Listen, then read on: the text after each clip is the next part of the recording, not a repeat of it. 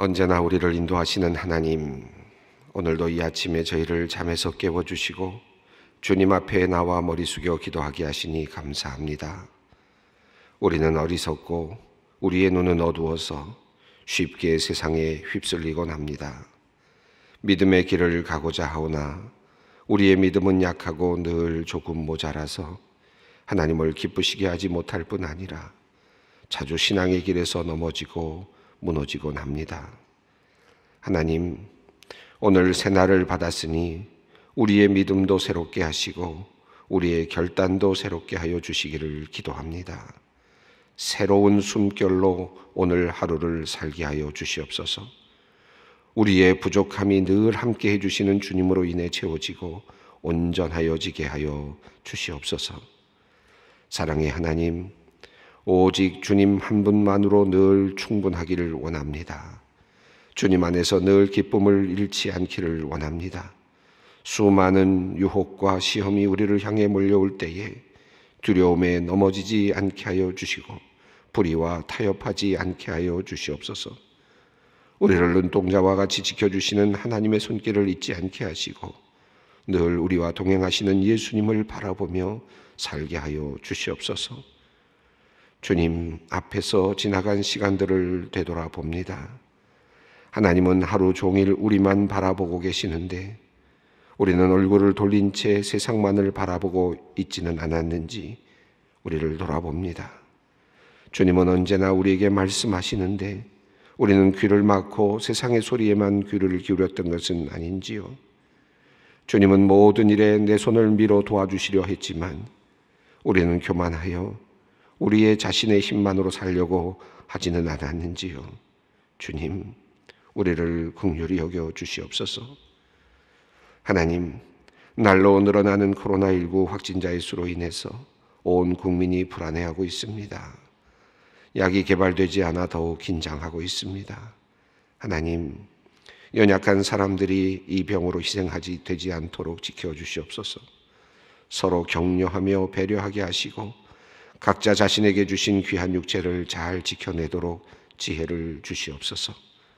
다른 사람들에게 피해를 주지 않도록 예의를 지키게 하시고 무엇보다도 하나님께서 이 전염병을 주님의 입김으로 불어주셔서 안개처럼 사라지게 하여 주시기를 간절히 간구합니다. 병실에서 격리되어 치료를 받고 있는 확진 환자들 두렵거나 외롭지 않게 하시고 주님의 은혜로 나음을 얻게 하여 주시옵소서. 주님 또한 치료하는 모든 손길들의 수고를 주님께서 기억하여 주시고 그들을 특별히 지켜주시고 보호하여 주시기를 간구합니다. 하나님, 소망교회를 위하여 기도합니다. 우리 교회가 이웃을 돌아보는 교회가 되게 하여 주시옵소서. 지금까지 감당해온 구제와 나눔의 사역들이 더 활발하게 진행되게 하시고 고통받는 이웃들의 얼굴에 미소를 지어 줄 수 있도록 우리들이 사용되기를 간절히 간구합니다. 이를 위해 수고하는 헌신하는 성도님들을 기억하여 주시옵소서. 그들의 땀과 헌신이 아름다운 열매로 결실을 맺게 하여 주시옵소서.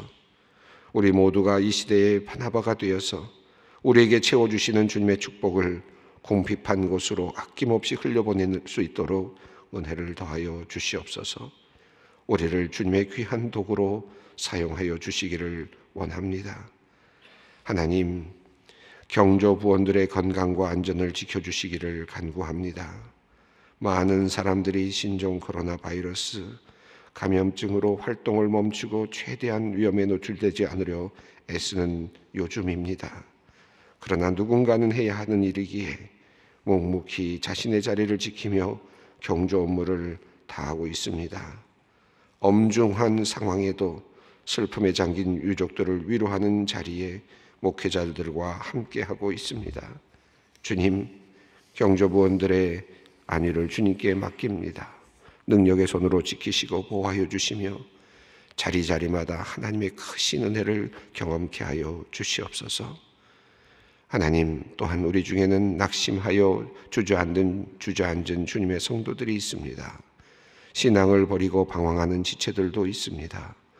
성도의 구원을 신실하게 보증하시는 성령님께서 당신의 백성들을 하나하나 찾아주시고 불러주시기를 간구합니다. 다시금 하나님을 의지하는 신앙의 길로 돌아올 수 있도록 인도하여 주시옵소서. 가족의 구원을 위해 눈물로 기도하는 성도님들이 있습니다. 하나님께서 은혜를 베풀어 주시옵소서. 결실이 있게 하여 주시옵소서. 온 가족이 함께 주님의 전에 나와 예배하는 귀한 은혜를 그들이 얻게 하여 주시옵소서. 이단에 빠져서 가정을 등지고 교회를 혼란스럽게 하는 이들이 있습니다. 성령께서 그들의 마음에 역사하시고 깨우침이 있게 하여 주시기를 간절히 간구합니다. 미혹해하는 영으로부터 벗어나게 하시고 영적인 교만에서, 이기적인 신앙에서, 질투심에서 아버지 하나님 벗어나게 하여 주시옵소서. 하나님, 코로나19 바이러스가 우리나라를 지키는 군인들에게 전염되지 않았으면 좋겠습니다. 나라를 지키는 젊은이들이 건강하게 직무를 다하게 하시고 이 나라의 국방이 든든하게 하여 주시옵소서. 어려운 시간을 보내는 이 나라의 공무원들에게, 특별히 질병관리본부의 직원들에게 하나님께서 건강을 주시고 자발적인 마음을 주셔서 기쁨으로 이를 감당케 하여 주시옵소서. 하루속히 어려운 국면이 지나가기를 원합니다. 하나님께서 이 땅을 지켜주시고 이 땅의 백성들을 보호하여 주시며 지켜주시옵소서. 이제 말씀 앞으로 나아갑니다. 오늘 이 새벽 우리에게 부어주실 주님의 은혜를 기대합니다. 들을 수 있는 귀를 허락하여 주시고 온 마음과 정성으로 기도하게 하여 주시옵소서. 예수 그리스도의 이름으로 기도 올리옵나이다. 아멘. 오늘 우리에게 주시는 말씀입니다. 창세기 15장 7절로 21절 말씀, 창세기 15장 7절로 21절 말씀입니다. 함께 봉독하도록 하겠습니다. 또 그에게 이르시되 나는 이 땅을 내게 주어 소유를 삼게 하려고 너를 갈대아인의 우리에서 이끌어낸 여호와니라. 그가 이르되 주 여호와여 내가 이 땅을 소유로 받을 것을 무엇으로 알리이까? 여호와께서 그에게 이르시되 나를 위하여 3년 된 암소와 3년 된 암염소와 3년 된 숫양과 산비둘기와 집비둘기 새끼를 가져올지니라. 아브라함이 그 모든 것을 가져다가 그 중간을 쪼개고 그 쪼갠 것을 마주 대하여 놓고 그 새는 쪼개지 아니하였으며 솔개가 그 사체 위에 내릴 때에는 아브라함이 쫓았더라. 해질 때에 아브라함에게 깊은 잠이 임하고 큰 흑암과 두려움이 그에게 임하였더니 여호와께서 아브라함에게 이르시되 너는 반드시 알라. 내 자손이 이방에서 객이 되어 그들을 섬기겠고 그들은 400년 동안 내 자손을 괴롭히리니 그들이 섬기는 나라를 내가 징벌할지며 그 후에 내 자손이 큰 재물을 이끌고 나오리라.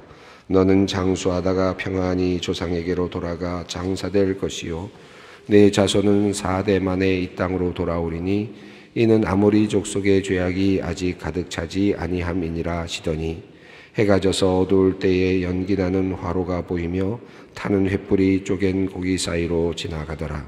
그날에 여호와께서 아브라함과 더불어 언약을 세워 이르시되 내가 이 땅을 애굽 강에서부터 큰 강 유브라테까지 내 자손에게 주노니 곧 겐 족속과 그니스 족속과 간몬 족속과 헷 족속과 브리스 족속과 르바 족속과 아모리 족속과 가나안 족속과 기르가스 족속과 여부스 족속의 땅이니라 하셨더라.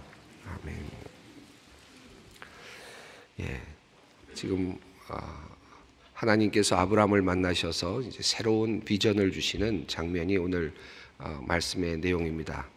지난 시간부터 이어지는 말씀이었습니다. 여호와께서 환상 중에 나타나셔서 아브라함에게 임하셔서 두려워하지 말라. 나는 너의 방패가 되어주겠다. 그리고 내가 너의 상급이 되어주겠다. 내가 너의 전리품이 되어주겠다. 내가 너의 보상이 되어주겠다.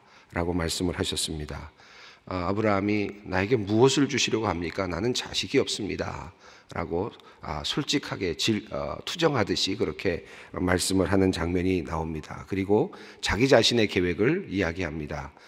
내가 생각할 때에는 나의 상속자는 다메섹의 엘리에셀입니다. 라고 말하면서 3절에서 아브라함은 하나님께서 나에게 씨를 주시지 않았기 때문에 하나님을 원망하듯이 투정하듯이 이야기를 하면서 내 상속자는 내가 지금 길러온 사람 중에서 상속자가 될 것입니다 라고 자신의 계획을 이야기합니다.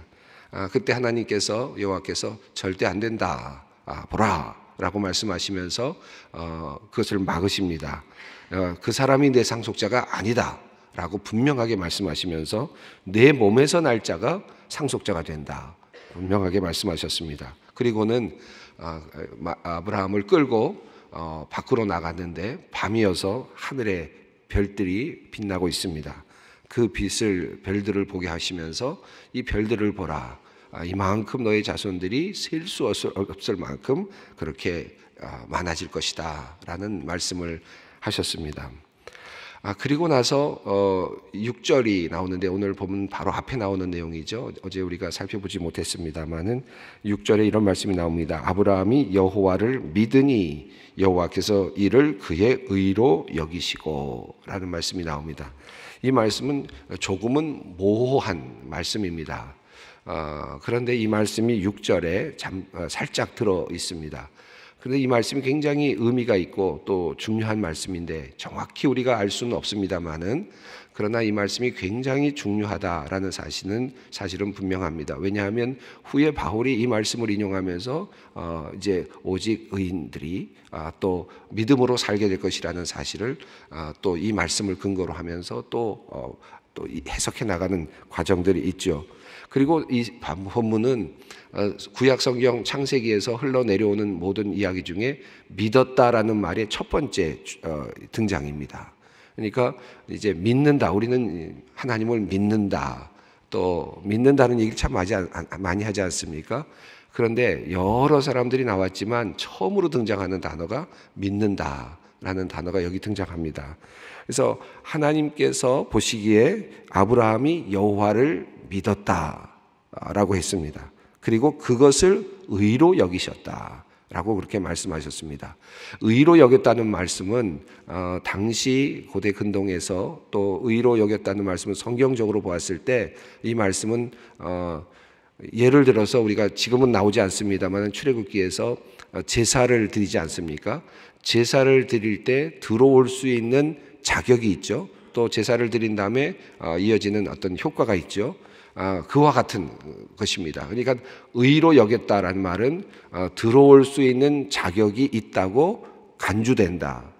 그런 의미라고 이해하시면 좋겠습니다. 예를 들어서 어느 공연장에 들어가는데 공연장에 들어갈 수 있는 사람과 들어올 수 없는 사람의 차이는 뭡니까? 입장권을 갖고 있는 사람이죠. 그 입장권을 갖고 있는 사람, 그런 사람이 여기서 말하는 의로 여겼다, 그런 뜻입니다. 그러니까 하나님께서 자격이 있다 라는 그런 의미로 이해하시면 좋겠습니다. 자, 그러니까 믿었다라는 것과 자격이 있다라는 말씀이 한 절에 같이 있습니다. 그런 의미에서 의미가 있다는 것입니다. 근데 왜 믿었는지, 이것이 왜 믿음인지, 어떻게 믿었는지 정확하게 이 본문 자체는 알려주진 않습니다. 다만 히브리어가 가지고 있는 이 의미는 단순하게 지적으로 동의했다는 것을 넘어서서 어떤 마음과 행동이 함께 따라가는 의미를 가지고 있습니다. 그래서 여호와를 그가 믿었다. 여호와를 믿었는데 하나님께서 보시기에 그렇게 판단이 되신 겁니다. 아마도 아브라함의 이 믿었다라는 말은 그런 의미에서 본다면 하나님의 판단이고, 이 한 절은 이것은 하나님께서 단순하게 이 순간을 본 것이 아니라 과거와 현재와 그리고 미래까지를 통찰하시는 그런 하나님의 어떤 그 통찰이 아닐까, 그렇게 이해할 수 있을 것 같습니다. 어쨌든 이 말씀은 굉장히 중요한 것은 믿음과 의롭게 여김이라고 하는 이것이 한 곳에 있다는 것입니다. 우리가 믿음으로써 하나님으로부터 의로움을 얻고 의롭게 여기심을 받게 된다 하는 사실을 이 본문을 통해서 우리가 배울 수 있기 때문입니다. 그래서 굉장히 이 본문이 중요하고, 이후에 이제 이 본문은 신약에서 아주 매우 중요하게 다루어지는 그런 본문이 됩니다. 자, 그리고 나서 하나님께서 이제 7절 이후에 또 다른 이제 이야기를 하시는데, 7절 말씀을 읽어보겠습니다. 또 그에게 이르시되 나는 이 땅을 내게 주어 소유를 삼게 하려고 너를 갈대아인의 우르에서 이끌어낸 여호와니라.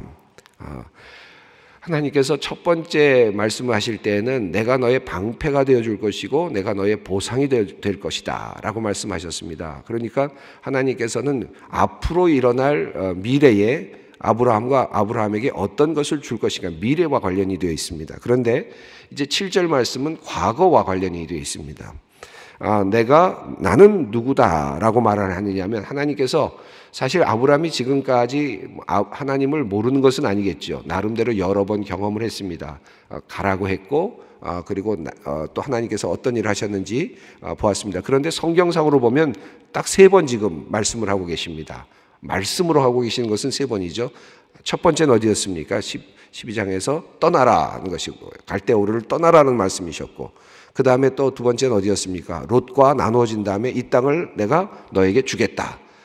자손들을 창대하게 하겠다 하는 이 말씀을 또 주셨습니다. 2번 말씀하셨고, 그리고 3번째가 지금 오늘 이 자리입니다. 그리고 물론 그 전에 앞서도 말씀드렸습니다만 하나님의 임재를 경험할 수 있는 사건들은 있었습니다. 애굽에서 하나님이 임재하셔서 바로의 집에 재앙을 내리셨고, 그렇죠? 이런 일들이 일어났습니다. 그래서 하나님의 임재를 아브라함은 경험하고 있었지만 언어로, 말씀으로 지금 하나님을 만난 것은 3번째입니다. 그때 이제 하나님께서 다시 확인을 하는데, 내가 그때 너를 나가라고 했던 바로 그 하나님이다.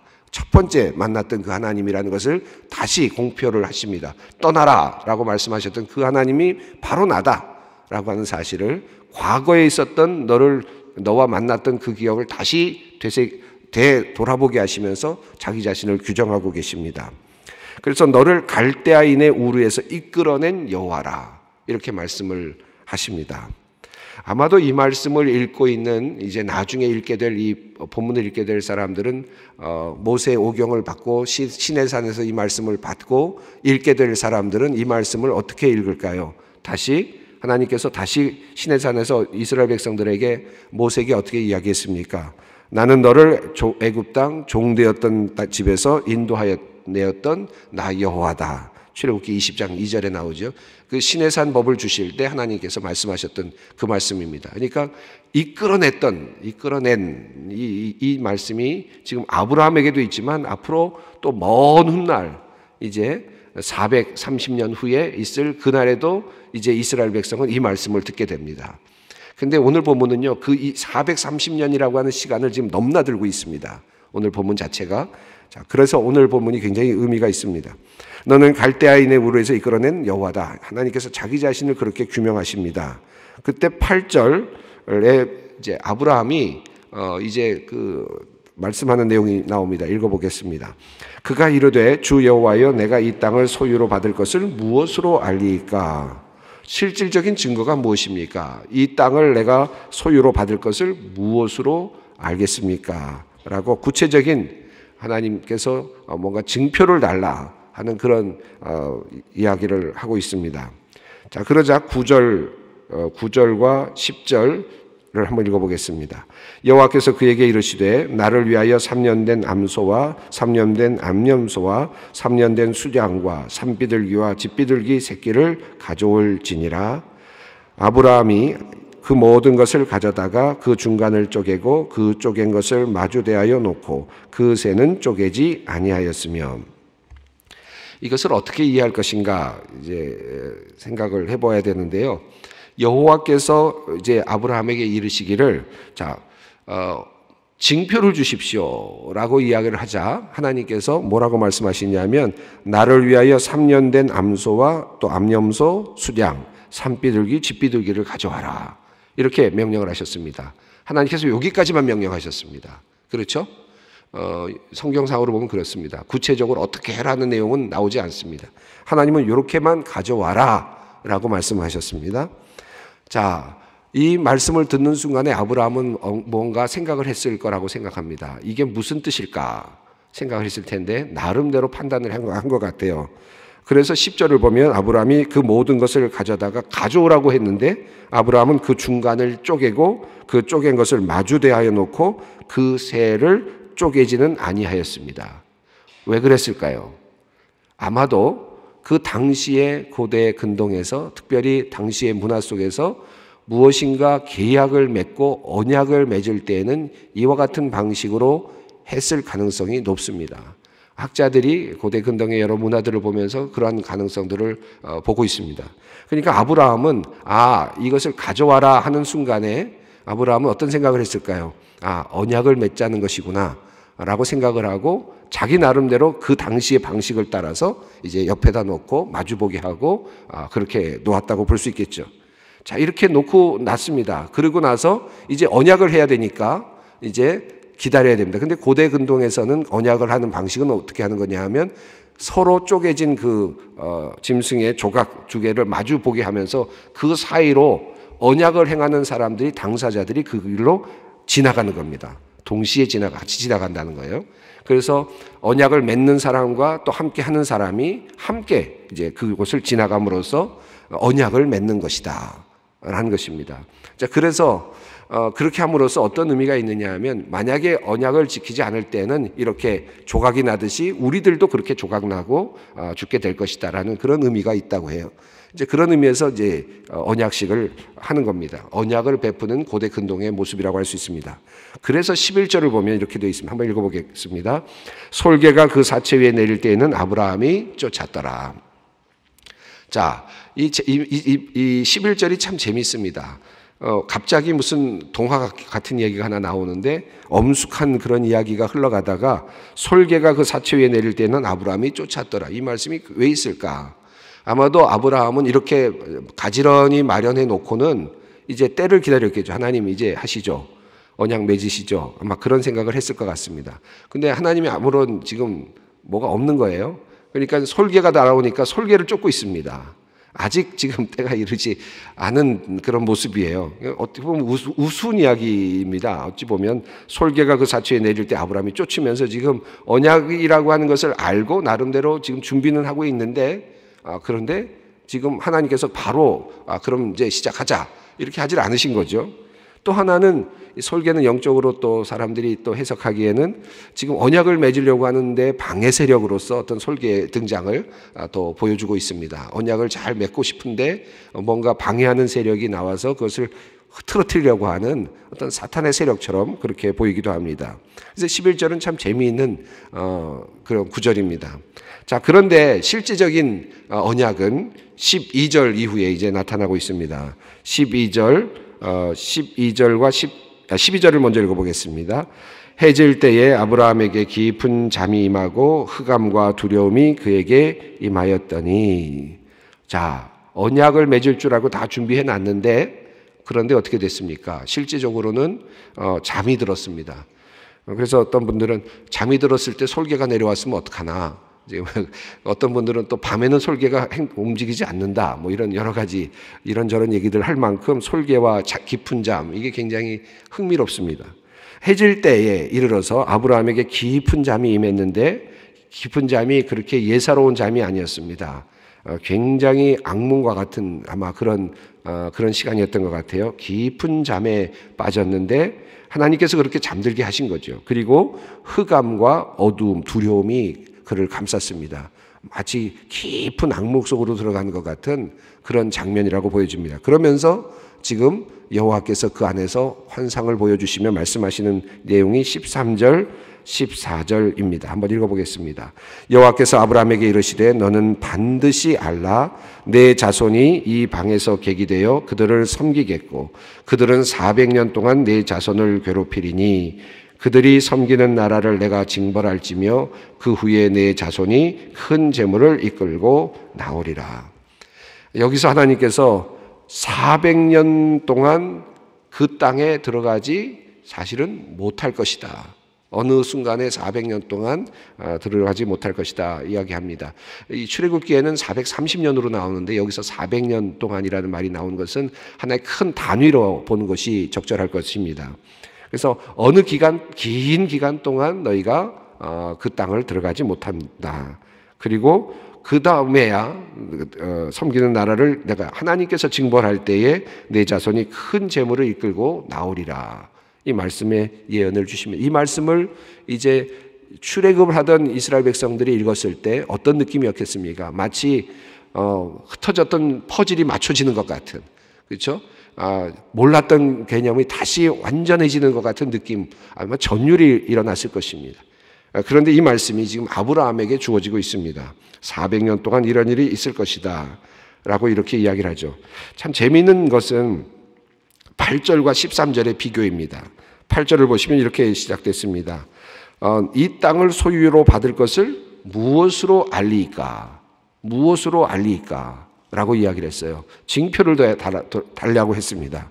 그런데 13절에서 하나님께서 뭐라고 말씀하시냐면 그냥 명령입니다. 너는 반드시 알라. 무엇으로 알리까? 라고 물었는데 하나님께서는 징표보다는 도리어 너에게 다시 아브라함에게 다시 심어줍니다. 너는 반드시 알라.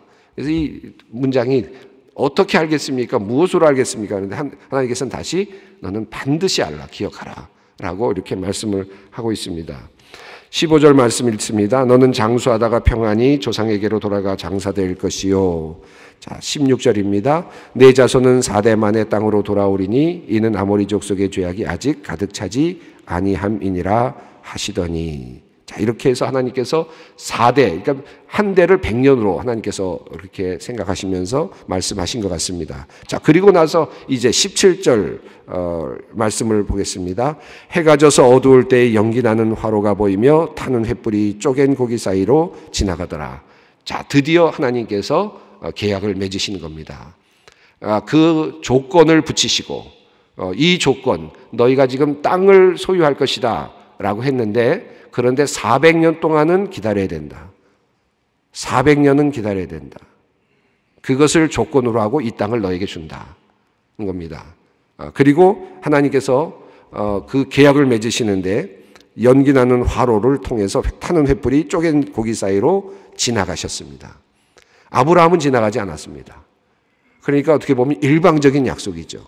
하나님께서 아브라함이 생각했던 방식이 아닌, 그러나 하나님께서 보다 더 분명하게 약속해 주시는 방식으로 하나님의 언약식이 거행됩니다. 하나님 스스로 거기를 지나가십니다. 그 말은 무슨 뜻이겠습니까? 내가 이것을 어기면 나도 그러한 운명에 처할 수 있을 만큼 각오가 돼 있다 하는 단호한 하나님의 의지라고 할 수 있겠습니다. 그러나 아브라함에게 그것까지 요구하지 않으셨습니다. 이것은 일방적인 것이니까요. 일방적으로 하나님께서 하실 것이니까. 그러니까 하나님이 그 길을 통과하셨습니다. 이것이 은혜입니다. 저는 이 말씀을 보면서 400년 동안 하나님께서 유예하신 이 모습을 보면서 이걸 우리가 어떻게 해석해야 할까 여러 가지로 생각을 합니다. 특별히 우리가 구약의 말씀만을 가지고 해석하는 것이 아니라 우리는 신약의 말씀에 비추어서 구약의 말씀을 다시 보거든요. 그런 의미에서 이것은 어떤 의미일까? 그냥 400년이 맞느냐, 430년이 맞느냐, 아니면 이스라엘 민족들이 애굽에 들어갔다 나왔다는 것이 역사적 사실이냐, 아니냐, 이런 것들이 중요한 것이 아니라 이것이 주는 영적인 의미가 또 매우 중요하다고 생각합니다. 여기서 말씀하는 이 땅은 물론 가나안 땅이고 이스라엘 백성들은 가나안 땅으로만 봤죠. 그러나 우리가 신약 시대를 넘어서서 예수 그리스도를 통한 다음 예수 그리스도의 보혈을 통한 복음을 얻은 다음에 이 땅은 어떤 땅입니까? 이 땅은 하나님의 나라라고 저는 생각합니다. 이 땅이 아닌, 이 땅에 주어지는 땅이 아닌 가나안 땅, 가나안 땅, 약속의 땅, 내가 너에게 보여줄 그 땅, 에덴 동산과 같은 약속된 땅, 바로 그 땅이 하나님께서 우리에게 주신 땅이라고 저는 믿습니다. 그런 의미에서 우리 이 본문을 다시 볼 필요가 있다고 생각합니다. 그래서 하나님께서 우리에게 주시는 그 땅은 조금 더 기다려야 되는 땅이고, 그리고 이 땅을 통과해야 되는 땅이고, 400년이라고 하는 이 단위를 거쳐가야 하나님께서 주시는 그 땅에 이르게 될 것이다. 우리는 영적으로 그렇게 받는 것이 마땅하다 생각합니다.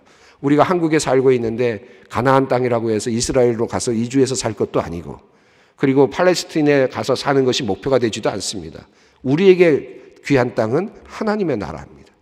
하나님의 나라의 땅을 약속된 하나님께서 주시는 이 모습 속에서 우리는 이 나라를 꿈꾸는 것이죠.